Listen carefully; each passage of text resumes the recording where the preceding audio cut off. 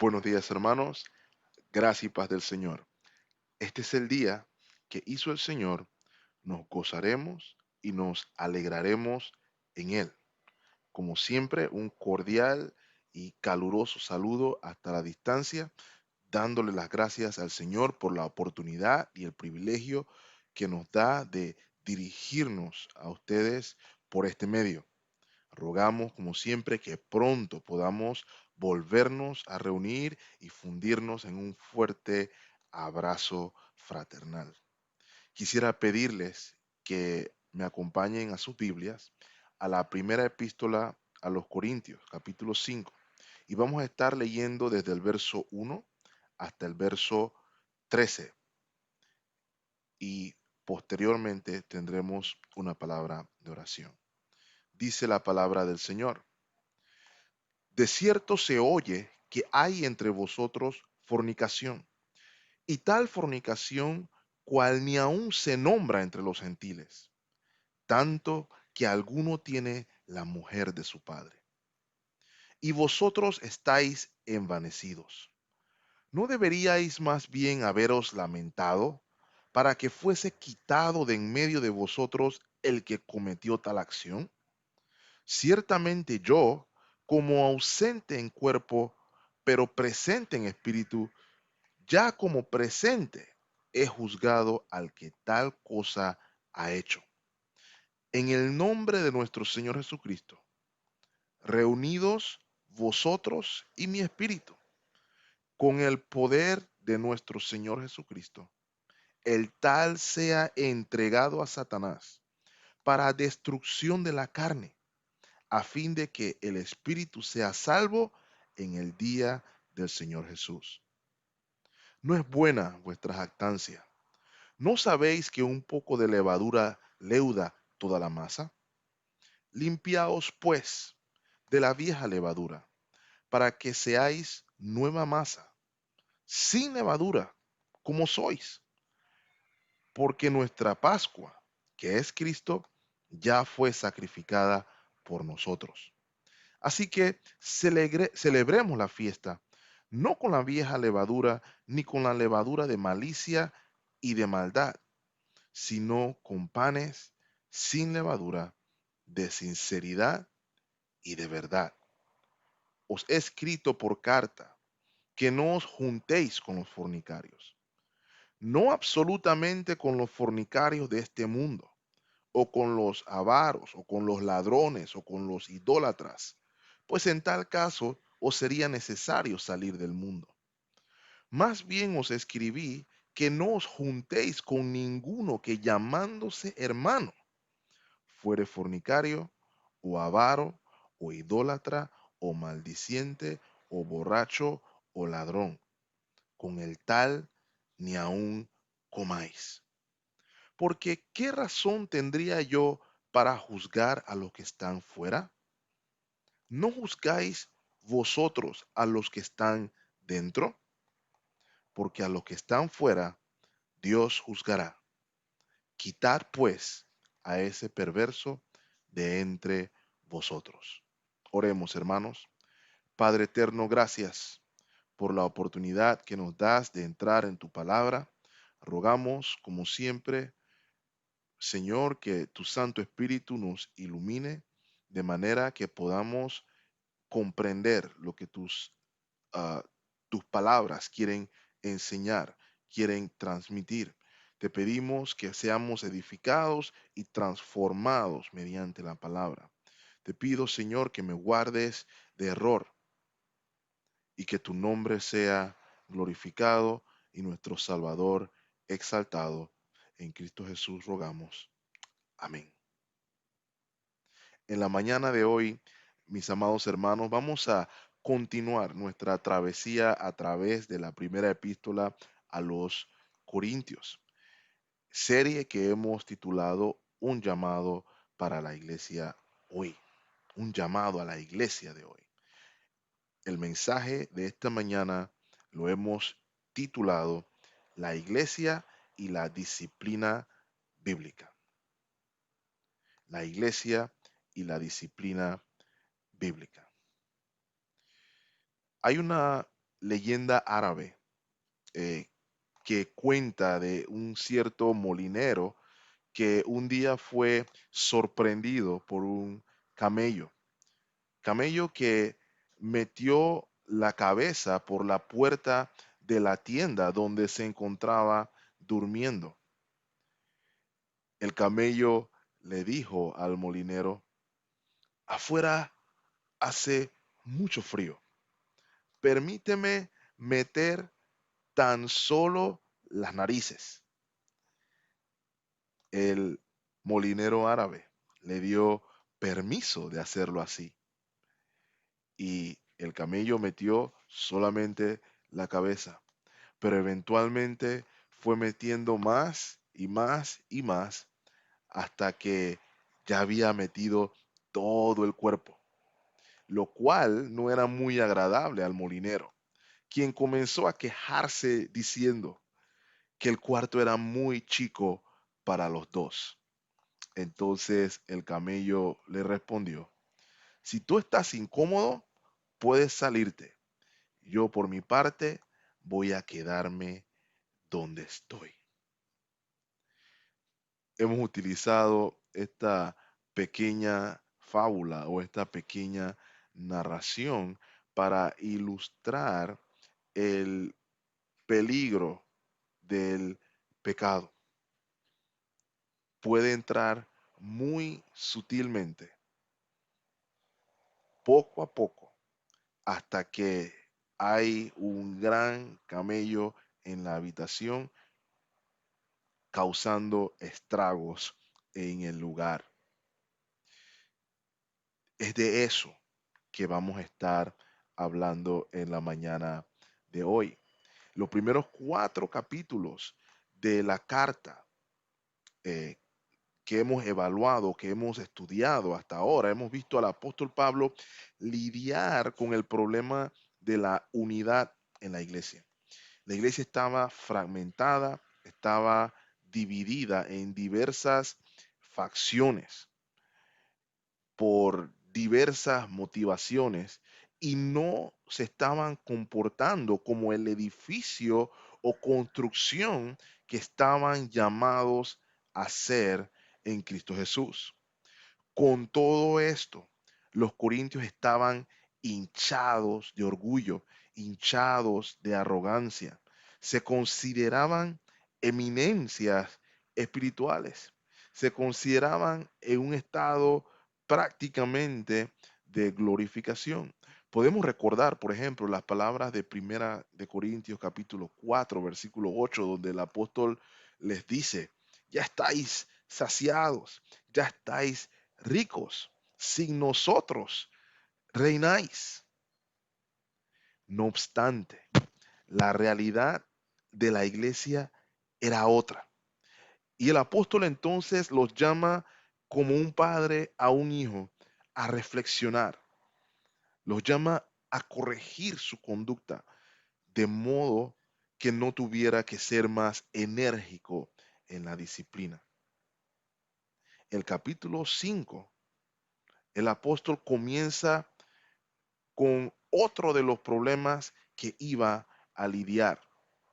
Y este problema prueba aún más el efecto negativo del envanecimiento en la iglesia.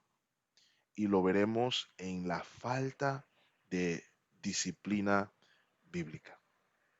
La falta de disciplina bíblica. Es por esta razón, hermanos, que en esta porción de la escritura vamos a ver eh, 4 puntos a analizar. El primero, la grave situación, la escandalosa situación, pudiéramos decir así. La lamentable reacción, perdón, ante la situación, ante el escándalo. El tercer punto que quisiera que veamos hoy es la correcta reacción. Y finalmente entonces veremos la importancia de la disciplina bíblica para la iglesia. De modo que, sin más preámbulos, hermanos, iniciemos viendo primero la grave situación, la escandalosa situación en la que estaba la iglesia de Corintios. Dice el versículo 1 del capítulo 5: de cierto se oye que hay entre vosotros fornicación, y tal fornicación cual ni aun se nombra entre los gentiles, tanto que alguno tiene la mujer de su padre. Rápidamente hay dos palabras que deben llamar nuestra atención. El apóstol comienza describiendo un pecado y menciona también una agravante de ese pecado para un grupo de personas en particular. La palabra o el pecado descrito aquí es el de fornicación. La palabra que implica o significa inmoralidad sexual, que implica principalmente cualquier tipo de relación sexual ilícita. Y la otra palabra a la cual o al grupo de personas al cual quisiera llamar su atención aquí es al de los gentiles. Y los gentiles aquí, hermanos, son define a aquellas personas que no eran creyentes, no eran cristianos en la comunidad de Corinto. Había un caso de fornicación, un caso de relaciones sexuales ilícitas. Y el caso tiene agravantes porque era un caso de fornicación eh, extremadamente aberrante, era extremadamente grave. El apóstol agrega que era un escándalo inclusive, perdón, entre los gentiles. Alguien estaba teniendo relaciones sexuales con la mujer de su padre. E inmediatamente, de repente, podemos sentir eh, una sensación de agobio, una fuerte impresión al escuchar la magnitud de la circunstancia, la magnitud del pecado. Ciertamente, la ley mosaica era clara en ese aspecto. Voy a pedirle que me acompañe a Levítico capítulo 18, versículo 6. Levítico 18, versículo 6 dice de la siguiente manera: ningún varón se llegue a parienta próxima alguna para descubrir su desnudez, yo Jehová. Hay una condenación directa del Señor a la relación con pariente cercano. Y va a ser un poco más específico mientras avanza el pasaje, versículo 7 de Levíticos 18. La desnudez de tu padre o la desnudez de tu madre no descubrirás. Tu madre es, no descubrirás su desnudez. Versículo 18, perdón, versículo 8. La desnudez de la mujer de tu padre no descubrirás. Es la desnudez de tu padre. Y el que participare en alguna de estas actividades debía ser cortado del pueblo. Miren lo que dice el versículo 29 de Levíticos 18. Porque cualquiera que hiciere alguna de todas estas, y note la frase, abominaciones, las personas que las hicieren serán cortadas de entre su pueblo. Las personas de trasfondo judío, las personas judías inclusive que estuvieran en el istmo de Corinto, tenían este concepto firme en su cabeza, firme en su mente, de modo que era algo totalmente eh, espeluznante, algo aberrante. Pero no solamente eran los judíos. Pablo dice que tal fornicación, tal inmoralidad no se nombraba ni aún entre los gentiles. Y hermanos, ya allí hay mucho que decir, porque los gentiles, principalmente en la región de Corinto, practicaban algunas de estas cosas que la Biblia consideraba o la palabra de Dios considera abominables. Corinto, como un istmo, estaba eh, eh, condicionado como un lugar de tránsito, y como todo lugar de tránsito era un lugar de convergencia, y convergían todo tipo de ideologías, todo tipo de prácticas de todas partes del imperio.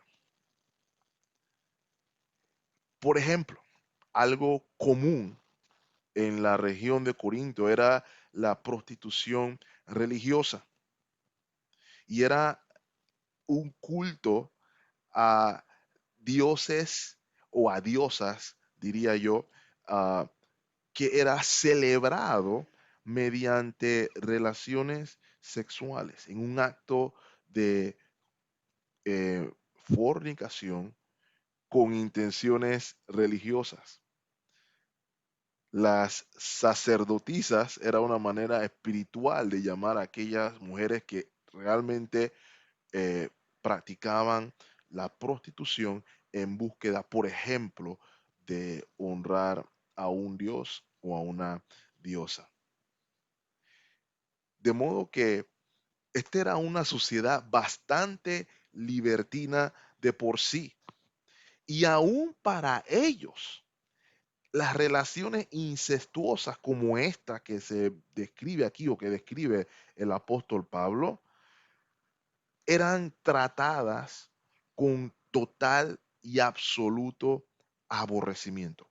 Inclusive aquellas relaciones donde se incluía a la madrastra, ya que se consideraba a la madrastra en la misma escena o en el mismo nivel que la madre del individuo.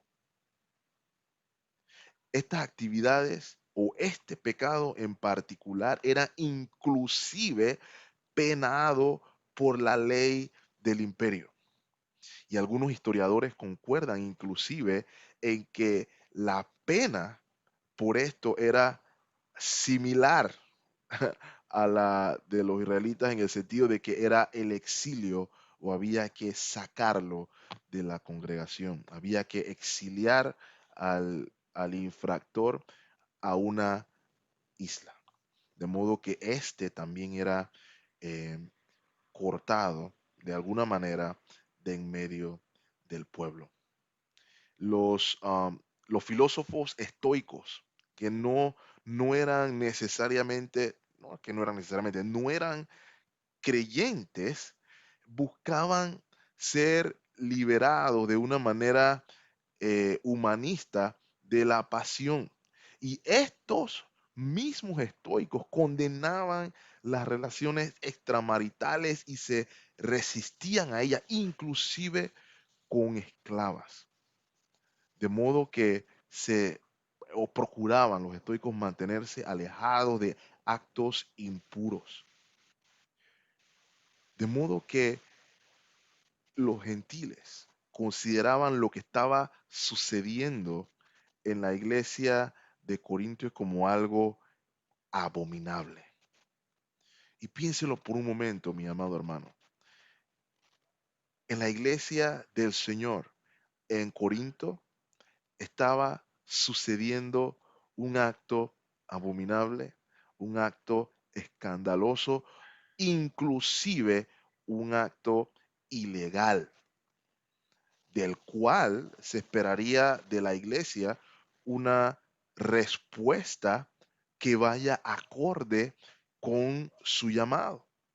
Podemos recordar las palabras del apóstol Pablo en Primera de Corintios capítulo 1, versículo 2, al inicio de la carta, cuando está mencionando los destinatarios y dice, a la iglesia de Dios que está en Corinto, a los santificados en Cristo Jesús, llamados a ser santos con todos los que en cualquier lugar invocan el nombre de nuestro Señor Jesucristo, Señor de ellos y nuestro.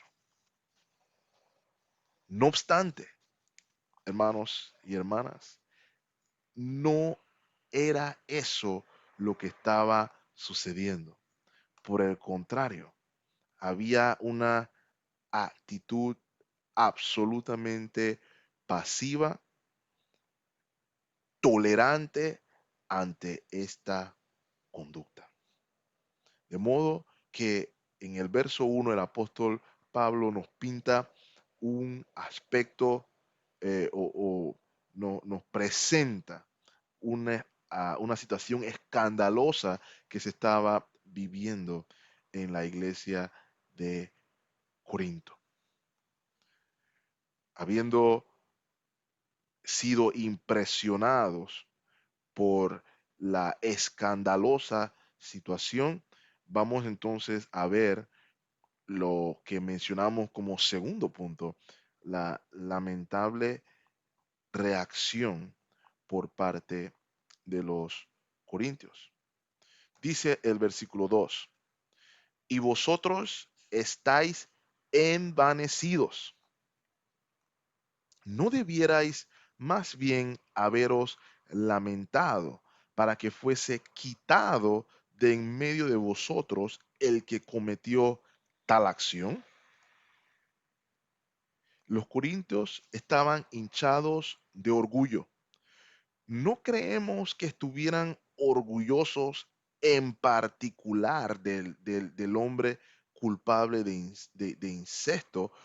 Más bien lo entendemos como algo relacionado a la actitud de orgullo y soberbia que el apóstol Pablo denunciaba en el capítulo anterior. Recordemos lo que decía el apóstol en el verso 8 del capítulo 4. Estáis saciados, ya estáis ricos, sin nosotros reináis. Una actitud de soberbia, un sentimiento de estar satisfechos espiritualmente, de no necesitar nada más, de no necesitar de más nadie. Probablemente considerarse eminencias en Cristo, sabios en Cristo se consideraban. Y aun cuando se consideraban así de sabios, esto que estamos mencionando estaba sucediendo dentro de la iglesia. Probablemente se sentían como muchas de nuestras congregaciones hoy, como una iglesia progresista. Miren cómo mostramos amor. Miren cómo apoyamos a nuestro prójimo. Miren cómo somos eh, tolerantes, cómo mostramos amor a nuestro prójimo y a nuestro hermano. Sin embargo, nos vamos a dar cuenta inmediatamente que el apóstol está aquí demostrando o mostrando que la actitud era la incorrecta. El apóstol hace una pregunta. ¿No debierais más bien haberos lamentado? Lamentado es la pregunta. ¿No debieran estar más bien en tristeza? La palabra que se traduce aquí lamentado implica inclusive más que eso, habla de estar de duelo, estar de luto, una profunda tristeza, un profundo dolor a causa del pecado. ¿No debierais más bien haberos lamentado para que fuese quitado de en medio de vosotros aquel el que cometió, perdón, tal acción. Y debemos hacernos también entonces la pregunta, ¿cuál debe ser la reacción de la iglesia ante el pecado escandaloso? Dice la escritura o dice el apóstol Pablo, debe haber lamento, debe haber tristeza, debe haber duelo. Lo contrario, no debe haber orgullo, no debe haber exaltación, no debe haber soberbia, debe haber lamentación más que nada. No puede haber indiferencia, no puede haber autocomplacencia. Todo lo contrario, mis amados hermanos. La sensación debe ser la de sufrimiento. Probablemente como de alguien en peligro de muerte o alguien muriendo. La iglesia debía, por el dolor, por la tristeza, ser movida a actuar en contra de esta situación. Y hoy, mis amados hermanos, podemos ver una actitud similar en muchos lugares, en muchas iglesias.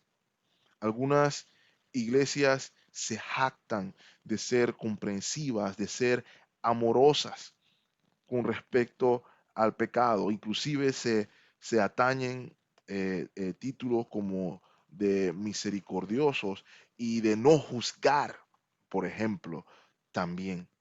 En lugar, mis amados hermanos, de lamentarse contra el pecado y disciplinar el pecado no arrepentido, no abandonado. Una pasividad donde no hay ya alarma, no hay congoja, no hay sufrimiento a causa del pecado. Y quisiéramos ser claros, hermanos, nos estamos refiriendo a aquel pecado no confesado, aquel pecado no arrepentido, aquel pecado que es visible, aquel pecado que es escandaloso. La iglesia no debería reaccionar de la manera que reaccionaron los corintios, en soberbia, en orgullo, más bien debían reaccionar en lamento, deberían reaccionar en tristeza. Lo cual nos va a llevar entonces al punto número 3. ¿Cuál sería entonces, de acuerdo con las escrituras, la correcta reacción? ¿De qué manera debía reaccionar la iglesia? ¿Okay? Y tenemos una idea de esto en la parte final del versículo 2. ¿No me deberías más bien haberos lamentado para que fuese quitado de en medio de vosotros el que cometió tal acción? La congoja debía mover a la iglesia a que el infractor fuera removido, separado de la congregación. El versículo 3 muestra la actitud del apóstol en esa dirección. Note lo que dice. Ciertamente yo, como ausente en cuerpo, pero presente en espíritu, ya como presente he juzgado al que tal cosa ha hecho. Y noten aquí, hermanos, Pablo está hablando desde la distancia. Definitivamente, aunque ausente, ya él había hecho juicio. Y la iglesia estaba necesitada de hacer juicio en esta situación. Y la palabra juzgar aquí no es la misma que vimos la semana pasada, que se refiere a escrutinio, que se refiere a evaluación, eh, eh, em, em, en el que los corintios se cuestionaban o evaluaban las motivaciones que pudiera tener el apóstol Pablo. Más bien aquí se refiere a la acción de dictaminar, de dictaminar, de discernir entre lo correcto y lo incorrecto de algo y tomar un dictamen, perdón, en consecuencia de eso. Y eso que hizo el apóstol Pablo desde la distancia, ausente en cuerpo, como él menciona, pero presente en espíritu, ya era lo que la iglesia, era algo que la iglesia debía hacer. Era una responsabilidad de la iglesia. Noten lo que dice el versículo 4. En el nombre de nuestro Señor Jesucristo, reunidos, congregados, vosotros y mi espíritu, con el poder de nuestro Señor Jesucristo. Versículo 5, el tal sea entregado, perdón, para destrucción de la carne, a fin de que el espíritu sea salvo en el día del Señor Jesús. El apóstol está diciéndole a la iglesia, en el nombre de nuestro Señor Jesucristo y con el poder de nuestro Señor Jesucristo, reunidos, obren, reunidos, hagan algo. ¿Okay? Y recuerde, mi hermano, la iglesia del Señor, la iglesia es como una embajada que representa a su rey y a su reino en una nación extraña. Y el apóstol está recordando a los corintios que en el nombre del rey, reunidos, actuando bajo la autoridad conferida por el rey, deberían actuar en representación de los intereses del reino. Debían los corintios actuar en honor de nuestro Señor Jesucristo. Y hay algo importante que quiero que notemos aquí, mis amados hermanos. Podemos observar por las frases utilizadas por el apóstol, por ejemplo, aquí el reunidos, como la unidad la cual era carente en la iglesia de Corintios es importante en la resolución de conflictos y la santificación de la iglesia. Si hay división, si hay contienda, si no se está hablando lo mismo dentro de la congregación, es prácticamente imposible cumplir con las responsabilidades eclesiales de la iglesia en la santificación del cuerpo e inclusive en la disciplina del cuerpo de Cristo. Y es algo que el versículo 4 nos muestra aquí evidentemente. Luego en el versículo 5 aparece un término que puede sonar eh, extraño. Dice, el tal sea entregado a Satanás para destrucción de la carne, a fin de que el espíritu sea salvo en el día del Señor Jesús. ¿Qué quiere decir el apóstol Pablo cuando dice el tal sea entregado a Satanás para destrucción de la carne? Ese término entregar tiene en la Biblia una connotación que pudiera inclusive indicar de una diligencia judicial. Es común, por ejemplo, escuchar esta frase en el relato de la pasión de nuestro Señor Jesucristo cuando se estaban haciendo las diferentes diligencias a lo largo de su pasión.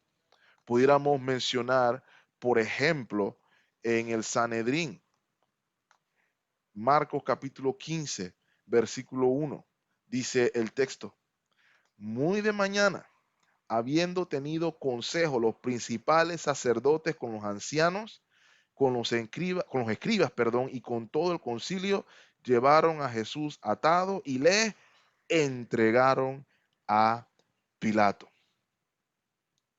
Y le entregaron a Pilato. el versículo 15 de ese mismo pasaje. Y Pilato, queriendo satisfacer al pueblo, le soltó a Barrabás y entregó a Jesús después de azotarle para que fuere crucificado. De modo que hay, como podemos ver ahí, hermanos, una implicación de una acción judicial de alguna manera. Y creemos que en ese sentido va la frase del apóstol Pablo. El tal sea entregado a Satanás en una acción judicial en virtud nuevamente de este pecado escandaloso, de este pecado no confesado, de este pecado no arrepentido que era visible a toda la congregación. La congregación debía, en palabras del apóstol Pablo, poner a esta persona en manos de Satanás. Y la realidad es que hay un debate teológico grande con respecto a qué puede eh, significar la porción donde dice entregarlo a Satanás para destrucción de la carne. Para algunos, la implicación es de que al entregarlo en la excomunión, al sacarlo, se está entregando para que el juicio de Dios eh, cause su muerte, pero como creyente, su espíritu sea salvo. Utilizando como referencia también la explicación que hace el apóstol Pablo con respecto a la cena del Señor, aquí mismo en Primera de Corintios capítulo 11, versículo 30, cuando dice que hay algunos que aún duermen en virtud de no participar dignamente de la cena del Señor. Algunos también consideran que se puede estar refiriendo a, a que en la excomunión o al retirar a la persona de la comunión con el cuerpo, esta persona iba a sufrir deterioro físico de alguna manera que iba a llevarlo hacia el arrepentimiento o hacia la reconciliación. Consideramos, mis amados hermanos, que la idea general, y creo que es el principio que se ve claramente, la idea del apóstol al mencionar esta acción judicial de ser entregado a Satanás, no se refiere específicamente al castigo final, no se refiere a la condenación final del individuo. Y es que debemos tener en mente, mis amados hermanos, que el objetivo de la disciplina bíblica, el objetivo de la corrección de acuerdo con las escrituras es el de que sea ganado el hermano para que el espíritu sea salvo en el día del Señor. Esa es la intención, el propósito, hermanos y hermanas. Aquí era que el hermano o el infractor debía ser removido, debía ser separado de la congregación, debía ser excomulgado, pudiéramos inclusive decir, de manera tal que pudiera experimentar la pérdida de la cobertura, la guianza, la protección que se consigue dentro del cuerpo de Cristo. Y al verse en pérdida, al ver la congoja de los hermanos, al tener que apartarse de él, fuera movido al arrepentimiento para restauración y para salvación. Esa es la idea. La idea es ganar a un hermano. Y esa autoridad, ese, ese esa capacidad se la dio Dios solamente a la iglesia de Jesucristo. Mateo capítulo 18. Acompáñeme ahí, le pediré brevemente, mi amado hermano. Mateo capítulo 18. Y voy a pedirle que vayamos al versículo 15, para que podamos ver a qué nos estamos refiriendo. Por tanto, si tu hermano peca contra ti, ve y repréndele en primera instancia, estando tú y él solos. Si te oyere, has ganado a tu hermano. Y de ahí vamos viendo la intención de la disciplina bíblica, mis amados hermanos, porque el Señor Jesús aquí está hablando de la disciplina bíblica. Versículo 16. Mas si no te oyere, toma aún contigo uno o dos, para que en bocas de dos o tres testigos conste toda palabra. Y note aquí, mi hermano, el versículo 17. Si no los oyere a ellos, dilo a la iglesia, dilo a la asamblea, dilo al grupo de creyentes. Y si no oyere a la iglesia, note el final, tenle por gentil y publicano, tenle por no creyente, sepáralo de la congregación. Esa labor se la dio Dios a la iglesia. Note lo que dice el verso 18 de este pasaje. De cierto os digo que todo lo que atéis en la tierra será atado en el cielo, y todo lo que desatéis en la tierra será desatado en el cielo. Y de acuerdo entonces, mis amados hermanos, al contexto inmediato que estamos viendo aquí, esto se refiere a lo que dos o tres hagan para la gloria de Dios, o para disciplina bíblica, pudiéramos decir así. Versículo 19, otra vez os digo que si dos de vosotros se pusieren de acuerdo en la tierra acerca de cualquier cosa que pidiesen, les será hecho por mi Padre que está en los cielos, porque donde están dos o tres congregados en mi nombre, allí estoy yo en medio de ellos. Esta porción de la escritura nos permite entender un poquito con mayor detalle las palabras del apóstol Pablo en el verso 4 y 5, cuando les dice a los corintios, en el nombre del Señor Jesucristo, en el poder del Señor Jesucristo, actúen, obren en la autoridad de el Señor, y Él estará con ustedes en esa acción. Y Él iba a estar con ellos en esa acción. De modo que entregar el, el, el individuo a Satanás busca, mi amado hermano, el arrepentimiento del individuo, que pueda ser salvo en el día de nuestro Señor Jesucristo.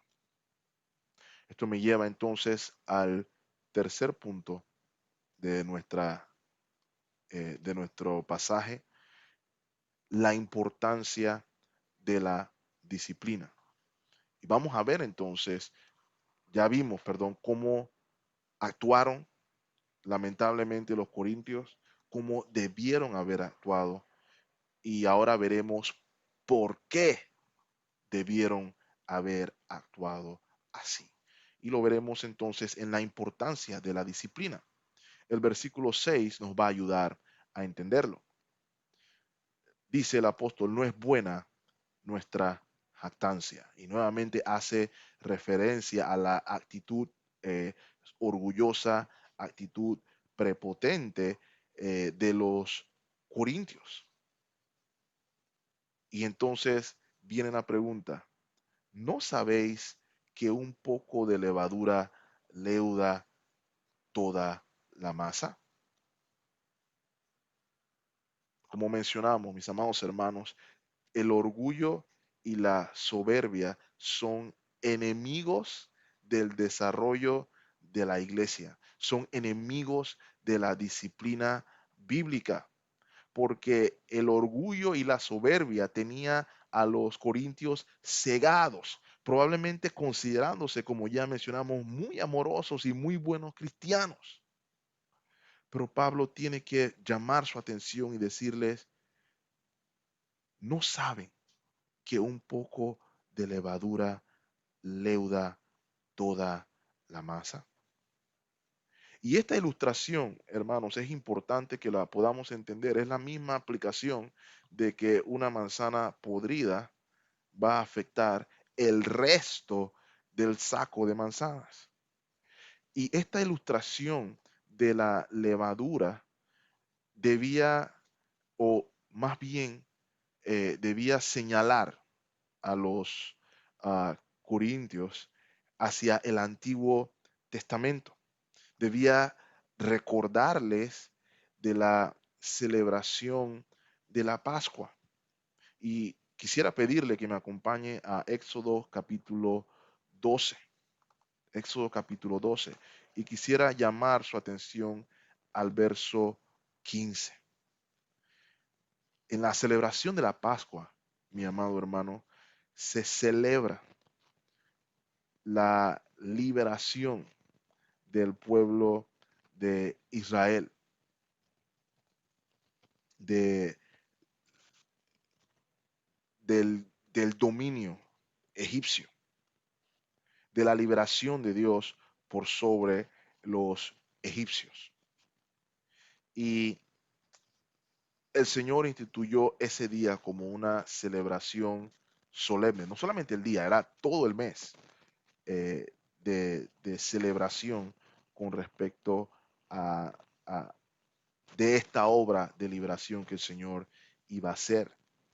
Y ellos al 10º día del mes debían seleccionar un cordero, un cordero sin mancha, un cordero que debía ser inmolado, un cordero que debía ser sacrificado el día 14 del mes, según el pasaje de Hebreos 12.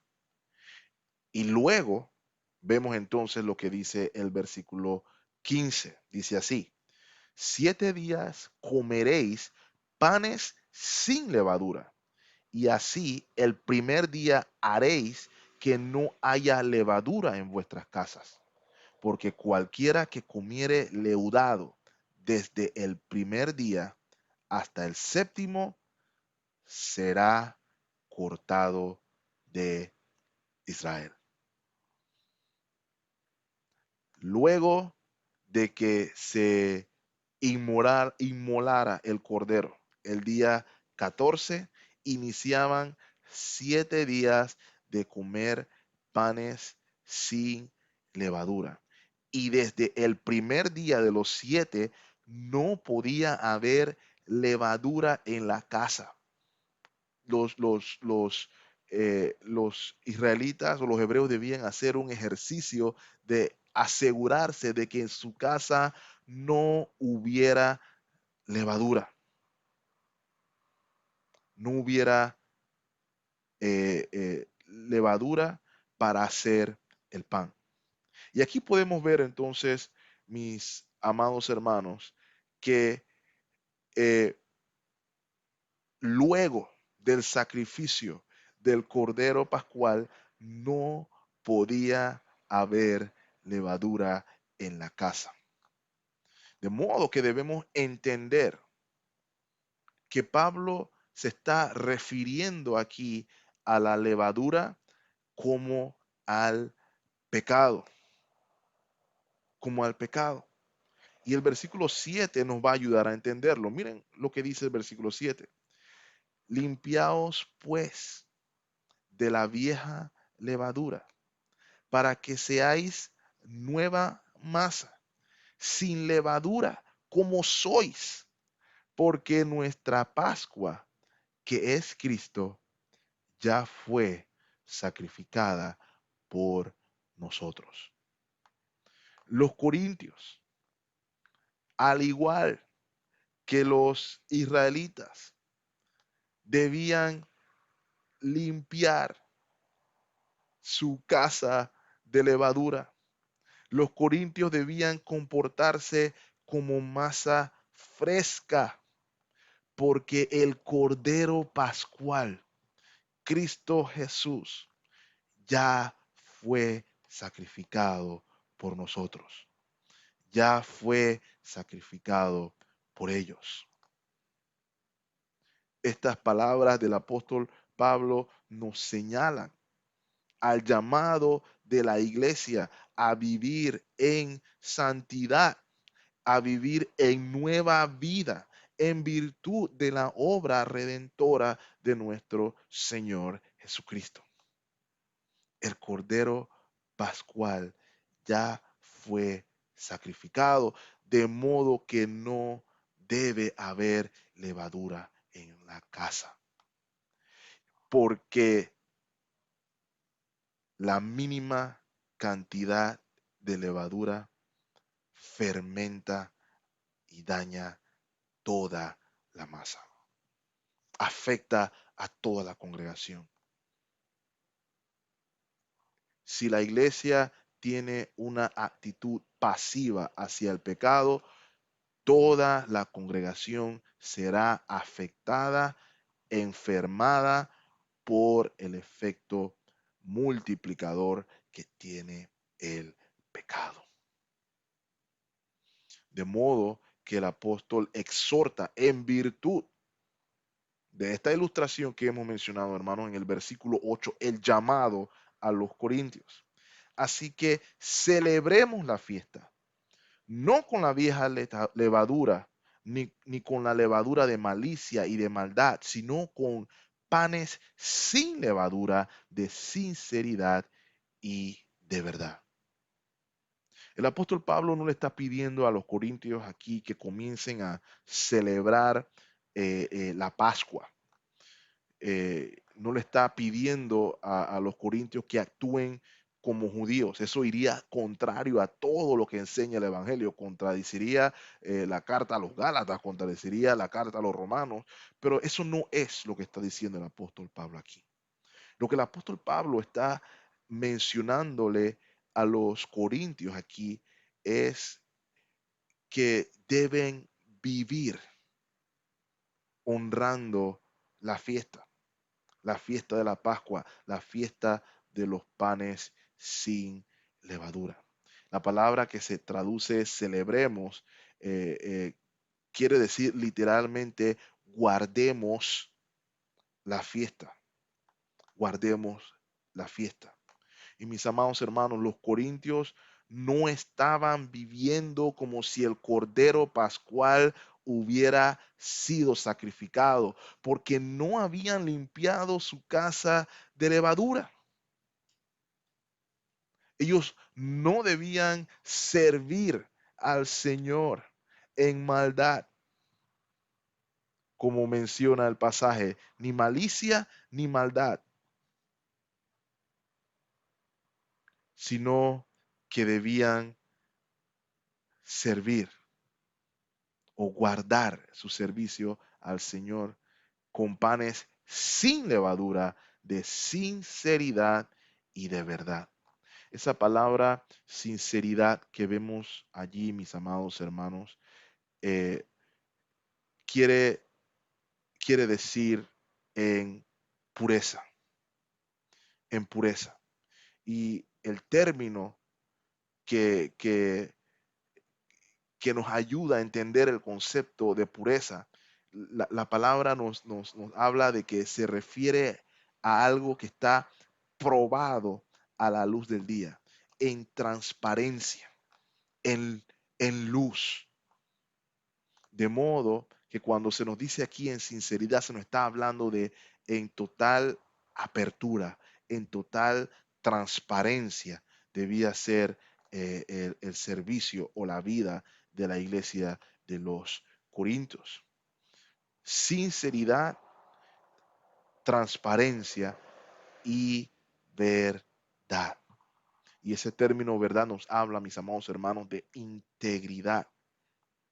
De modo que podemos observar aquí claramente, mis amados hermanos, que en virtud del- de la obra redentora de nuestro Señor Jesucristo, en la cual nuestros pecados han sido expiados en virtud de la sangre del Cordero inmolado, somos llamados a una vida en transparencia, una vida en luz, una vida en integridad. El apóstol Pablo lo pone de la siguiente manera a los Efesios, Efesios capítulo 5, versículo 1. Sed pues imitadores de Dios como hijos amados y andad en amor, como también Cristo nos amó y se entregó a sí mismo por nosotros, ofrenda y sacrificio a Dios en olor fragante. Y note la advertencia aquí entonces, pero fornicación y toda inmundicia o avaricia, ni aun se nombre entre vosotros como conviene a santos, ni palabras deshonestas, ni necedades, ni truanerías que no convienen, sino antes bien acciones de gracias. Versículo 5. Porque sabéis esto, que ningún fornicario o inmundo o avaro que es idólatra tiene herencia en el reino de Cristo y de Dios. Nadie os engañe con palabras vanas, versículo 6, porque por estas cosas viene la ira de Dios sobre los hijos de desobediencia. No seáis pues partícipes con ellos. Y quiero que hagamos el énfasis en el verso 8, porque en otro tiempo erais tinieblas. Estábamos afectados por la levadura del pecado, mas ahora soy luz en el Señor, porque el Señor hizo la obra por medio del sacrificio del Cordero de darnos nueva vida, de modo que podemos vivir en sinceridad, sin levadura, ¿verdad? En sinceridad y en verdad. Mas ahora sois luz en el Señor, entonces andad como hijos de luz, concluye el versículo 8 del versículo del capítulo 5 de Efesios. Podemos entonces observar, mis amados hermanos, por qué es importante la disciplina bíblica, por qué es vital la disciplina bíblica, porque los efectos del pecado dentro de la congregación son fatales y el orgullo nos ciega, nos impide verlos, nos lleva a hacernos complacientes, nos lleva a acomodarnos con el pecado. Y lo vemos día tras día en nuestras iglesias hoy. Ya ni nos escandalizamos cuando escuchamos de fornicación en la iglesia. Ya ni nos escandalizamos cuando escuchamos de adulterio en nuestras iglesias. Ya no nos escandalizamos cuando escuchamos de homosexualidad dentro de la iglesia, avalada, afanada, inclusive en las iglesias. Ahora escuchamos, por ejemplo, de iglesias que son gay friendly o amigables a los homosexuales. Y no se confunde, hermano, eso simple y sencillamente quiere decir que aceptan el pecado de la homosexualidad ahí. Hermanos y hermanas, un poco de levadura leuda toda la masa. No obstante, nosotros no podemos vivir con levadura porque el Cordero Pascual ya fue sacrificado. De modo que debemos separarnos, debemos limpiarnos de la vieja levadura. Es eso lo que le está diciendo el apóstol Pablo. Note lo que dice el versículo 9. Os he escrito por carta que no os juntéis con los fornicarios. Y mis amados hermanos, este escrito se refiere probablemente a una carta no inspirada del apóstol Pablo, no inspirada porque no fue preservada por el Espíritu Santo para que nosotros la pudiéramos leer hoy, pero nos indica el apóstol que ya había dado instrucciones a los corintios con respecto a separación con los fornicarios. Y note lo que dice el versículo 10: no absolutamente con los fornicarios de este mundo, o con los avaros, o con los ladrones, o con los idólatras, pues en tal caso os sería necesario salir del mundo. ¿Ok? Y es probable eh, que los corintios sintieran bueno, yo estoy aquí separado del mundo, yo no como con ningún borracho de la comunidad, no como con ningún ladrón de la comunidad, yo no tengo ninguna relación con ninguno de ellos. Pero no es a eso lo que se estaba refiriendo el apóstol Pablo aquí. Él nos estaba refiriendo en esa carta a no juntarse con las sacerdotisas que practicaban eh, prostitución religiosas. La intención la muestra en el versículo 11. Más bien os escribí que no os juntéis con ninguno que llamándose hermano fuere fornicario o avaro o idólatra o maldiciente o borracho o ladrón. Con el tal ni aun comáis. Y aquí es importante que notemos dos cosas, hermano. La primera es de que el apóstol está claro que vivimos en el mundo. El apóstol nos está diciendo que no tengamos contacto con las personas del mundo que sean pecadores, porque entonces sería necesario, como él dice, salir del mundo. Y si hacemos eso, seríamos también incapaces de poder predicar el evangelio. Al Señor Jesús, los fariseos lo criticaban a cada rato porque comía con publicanos y se relacionaba con las prostitutas. Y es que los fariseos no entendieron lo que el Señor Jesús se refería.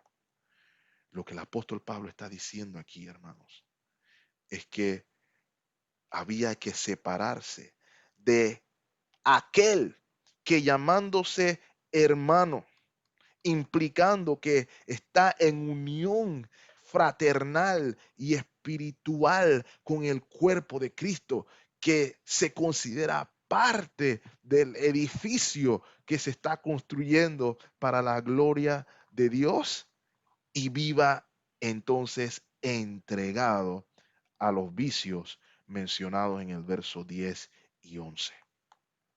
Otra cosa importante, como mencioné, hermano, la segunda cosa importante que debemos notar aquí es que el único pecado grave no es la fornicación. Vea la lista aquí, hermano. Está la avaricia, la idolatría, el ser maldiciente, el ser borracho, el ser ladrón. Todas estas son actitudes que no hablan de una nueva vida. Y si alguien llamándose hermano vive entregado a estas actitudes, son su modus operandis, perdón. No hay arrepentimiento, no hay convicción de pecado. La escritura nos llama a separarnos de él. Con el tal ni aún comáis, ni aún comáis. Y explica aún más en el versículo 12, ¿verdad? Porque ¿qué razón tendría yo para juzgar a los que están afuera? ¿No juzgáis vosotros a los que están dentro? Y aquí el apóstol Pablo está utilizando su trasfondo judío para explicar la, la, eh, la manera en que la iglesia debe actuar. A veces estamos apurados prestos a condenar el pecado del mundo, pero somos pasivos con el pecado dentro de nuestras congregaciones, dentro de nuestras iglesias. Pero la jurisdicción de la iglesia no es la de juzgar al mundo. La jurisdicción de la iglesia, la autoridad dada a la iglesia es la de juzgar a los que están dentro. Utilizando el ejemplo del Antiguo Testamento, era muy común que ante ciertos pecados, los que lo cometieran, decía el Señor, debían ser separados, debían ser removidos del pueblo. Lo vimos en Levítico 18. Aquellos que practicaran tales abominaciones, Levítico 18:29, tenían que ser separados, tenían que ser arrancados de en medio del pueblo. Con el pecado de Acán. ¿Recuerdan? Acán cometió el pecado que cometió y debía ser sacado de en medio del pueblo. ¿Por qué, mis amados hermanos? Porque Dios es un Dios santo y su iglesia debe vivir en santidad, en virtud de la sangre derramada para librarnos del efecto de la levadura del pecado. De modo que es la iglesia, la institución que por diseño divino, por autoridad divina, está encargada de velar por la santidad y la salud espiritual dentro del cuerpo de Cristo. De modo que entendamos, hermanos, que el llamado de la iglesia es juzgar a los de adentro, porque el versículo 13 dice, ¿quién juzga a los de afuera? Versículo 13 dice, porque a los que están afuera, Dios juzgará. Quitad pues, removed pues, sacar pues a ese perverso de entre vosotros. Tres conclusiones a las que, o tres aplicaciones a las que quisiera llegar antes de cerrar, mis amados hermanos.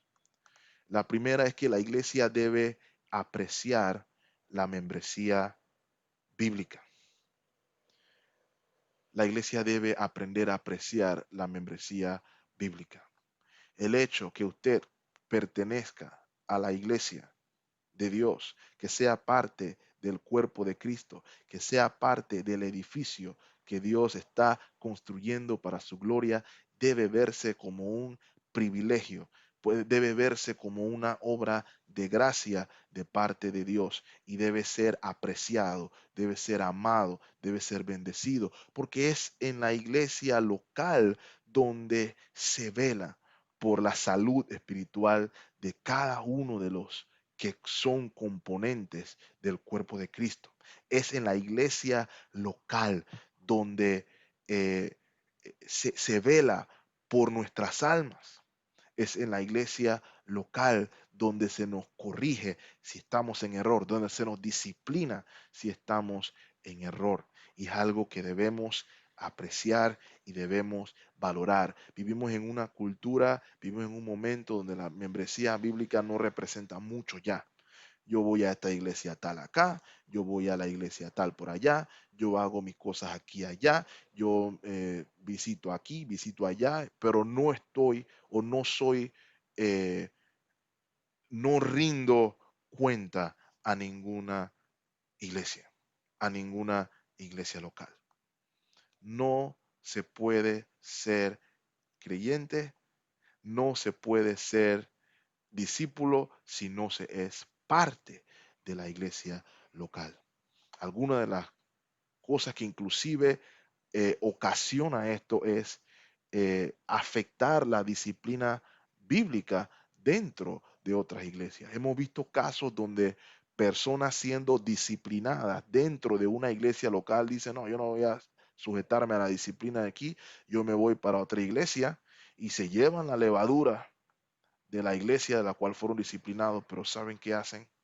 Van y la llevan a otra iglesia, donde si la actitud es como la de los corintios, esa levadura, ese poco de levadura entra y leuda toda la masa. Hemos visto incontables casos, eh, eh, y perdona por verle, pero hemos visto muchos casos donde esto es así.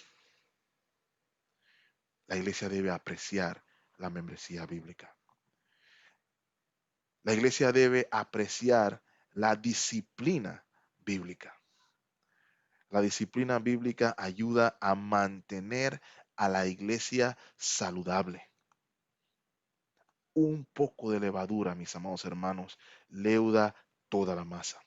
La iglesia de Jesucristo no puede darse el lujo de ser pasiva con el pecado, lo cual es una tendencia hoy. La iglesia está llamada a ser santa como nuestro Dios es santo. La iglesia está llamada a aborrecer lo que nuestro Dios aborrece. De modo que debemos aprender de esto, a ir en búsqueda, de limpiarnos, como dice el apóstol Pablo, de la levadura, porque ya somos limpios por la obra del Cordero Pascual. A veces, y mi último punto de aplicación, a veces entendemos la disciplina como un acto punitivo, pero no hay mayor muestra de amor para el creyente que la disciplina bíblica. La intención de la disciplina bíblica, mis amados hermanos, nunca es destruir, sino edificar. El individuo debía ser entregado a Satanás para la salvación en el día del Señor. Si no somos llamados a cuentas, si no somos responsables los unos con los otros, no puede haber limpieza dentro de la iglesia. Debemos recibir con brazos abiertos la disciplina bíblica. Debemos cambiar el chip de que, por qué él me está diciendo algo a mí, por qué el pastor me está llamando la atención aquí, por qué los hermanos me están diciendo esto acá. La intención debe ser, wow, los hermanos me aman de tal manera que me están mostrando mi falencia, me están mostrando mi pecado para que vaya a Cristo. Debemos aprender a amar la disciplina bíblica. La verdadera disciplina bíblica, hermano. No me estoy refiriendo solamente a decir a la persona, siéntate allá atrás y no participe de la cena del Señor. No, estamos hablando de la disciplina que busca la confesión, la convicción de pecado y el arrepentimiento y la fe en nuestro Señor. De modo que el ejemplo que hemos visto de la iglesia de Corintio hoy debe motivarnos, hermanos, a aferrarnos a aquel Cordero Pascual, que en virtud de su obra nos ha limpiado de la levadura y del pecado, y luchar intencionalmente, consistentemente, en mantener la integridad, la santidad dentro del cuerpo de Cristo. Que el Señor le bendiga ricamente, mis amados hermanos. Gracia y paz. Oremos. Padre eterno, gracias por tu palabra. Gracias por el recordatorio del Cordero Pascual, aquel que fue inmolado, de modo que nuestras vidas pudieran ser libres de la levadura del pecado. Rogamos de manera especial, Señor, que nos ayudes a ser asertivos y no pasivos con la disciplina bíblica. Que aprendamos como iglesia a amar la gracia que nos das dentro de la iglesia local. Que podamos apreciar y alabar tu nombre, porque por tu gracia nos has hecho parte de un cuerpo, parte de la herencia, nos has llamado a nueva vida en la cual unos a otros crecemos velando los unos por los otros para gloria tuya en Cristo Jesús. Ayúdanos, Señor, a no ser distraídos por las tendencias en el mundo y que podamos ser diligentes como el apóstol Pablo en discernir y juzgar lo que no te agrada dentro de tu iglesia, de modo que podamos erradicar aquello que pudiera fermentar y afectar tu iglesia, tu, tu pueblo, tu obra. Es en Cristo Jesús que pedimos estas cosas. Amén. Gracias y paz, mis amados hermanos, hasta que nos volvamos a encontrar. El Señor sea con ustedes.